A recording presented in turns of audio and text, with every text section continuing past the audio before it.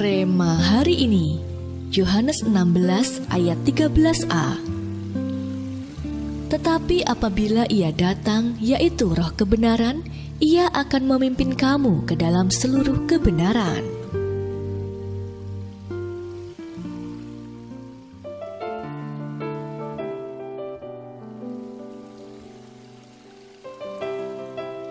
Melalui konferensi pers pada tanggal 18 April 2020, Menteri Komunikasi dan Informatika Johnny G. Plate menyatakan bahwa sebanyak 554 berita hoax soal virus corona telah tersebar di 1.209 platform media sosial, baik itu Facebook, Instagram, Twitter, dan YouTube. Menyikapi hal tersebut, pemerintah segera bergerak cepat dengan melakukan takedown.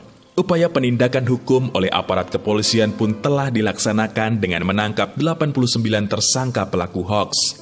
Dalam konferensi pers tersebut, Bapak Menteri juga meminta para pengelola platform digital untuk memblokir semua konten hoax yang berpotensi menghasut masyarakat.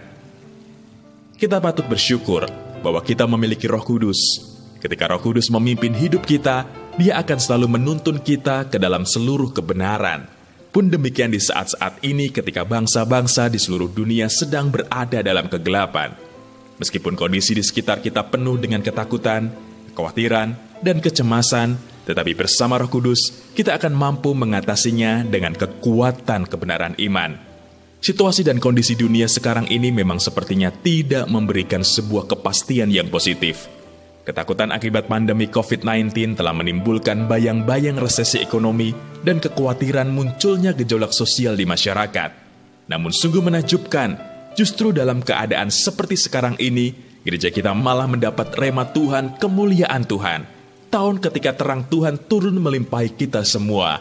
Sadarkah Anda bahwa itulah pesan suara lembut Roh Kudus yang harus kita dengarkan di tengah riuhnya gelegar ketakutan dan keterpurukan? Karena itu, marilah kita pegang teguh rema ini. Kita imani bahwa terang Tuhan telah datang atas kita. Sekaranglah momentum untuk bangkit dan memancarkan terang Tuhan pada kegelapan di sekeliling kita.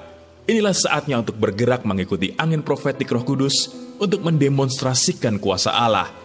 Inilah waktunya untuk kita bisa semakin menjadi berkat bagi semua orang, memindahkan mereka dari dalam kegelapan ke dalam terang Tuhan yang ajaib.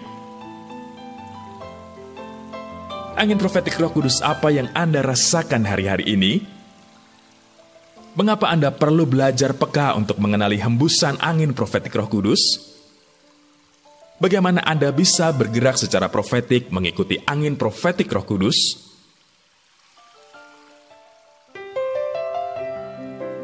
Bapa yang baik, berikan kami kepekaan untuk dapat merasakan angin profetik Roh Kudus yang Engkau hembuskan di tengah-tengah kami.